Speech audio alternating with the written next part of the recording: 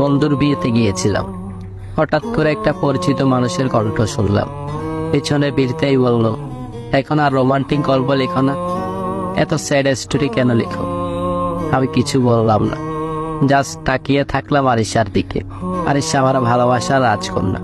সামান্য ভুল বুঝাবুঝিতে আমাকে ছেড়ে নতুন একজনকে বিয়ে করেছে এই 2 বছর। 2 বছর পর দেখা হলো। আরিশা বলল, তুমি আগের মতোই চিকনা আছো। আর হ্যাঁ, তোমার গল্পগুলা রোজ পড়ি। এখন আর আগের মতো রোমান্টিক গল্প লেখো না, সবগুলা কষ্টের গল্প লিখো কেন?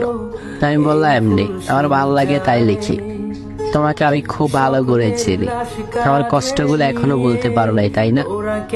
সেই জন্য গল্পের মাধ্যমে আমার দেওয়া কষ্টগুলা বলতে চাও?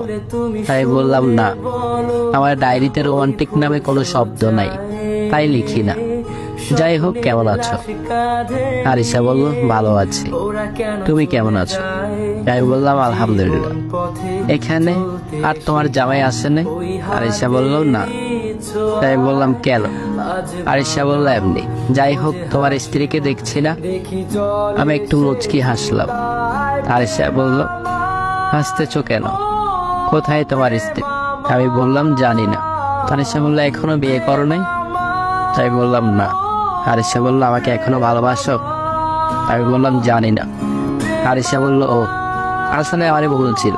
আমি ভাবছিলাম রিয়ার সাথে তোমার রিলেশন ছিল, কিন্তু পরবর্তী জানতে পারি আমার ধারণা ভুল ছিল। রিয়ার বাসায় তুমি গিয়েছিলে কারণ তোমার বাসার মালিকের মেয়ে ছিল। তোমার বাসা ভাড়ার টাকা দিতে গিয়েছিলে। তুমি আমাকে অনেকবার বুঝিয়েছিলে, কিন্তু আমি বুঝি নাই। সরি, আমাকে মাফ করে দিও। আমি বললাম, আমি মাফ করার কেউ না। আচ্ছা বাদ দাও, তোমার জামাই কি করে? আরিশা বলল, সরকারি চাকরি করে। আমি বললাম, ভালো। মেয়েটা বলল, তুমি নিজের খেয়াল রাখো আর আমাকে মাফ করে দিও। আমি জাস্ট একটু মুস্কি হাসি দিলাম। আরিশা চলে যেতে লাগলো। আমি এত সময় হাসতেছিলাম, কিন্তু সব ছিল মিথ্যা হাসি। আরিশাকে অনেক অনেক ভালোবাসতাম। হঠাৎ করে আরিশা কিছু দূর যেতেই পিছনে ফিরে আমার দিকে এসে জড়িয়ে ধরে কান্না করে বলল, এখনো ভালোবাসি, কিন্তু ভুল তো একবার করে ফেলেছি, আমাকে মাফ করে দিও। তারপর আরিশা চলে গেল, আর পিছন ফিরে তাকালো না। আমার চোখ দিয়ে বন্যা হচ্ছে, কিন্তু মুখ দিয়ে সাউন্ড হচ্ছে না। জাস্ট বোবা নদীর মতো পানিতে ভেসে যাচ্ছে। আমি জানি না আমি আরিশাকে মাফ করতে পারবো কিনা। শুধু এতটুকুই বলবো, সবাই দুঃখ দিলে তোমারে বলিতাম, তুমি দুঃখ দিলে কাহারে বলিব।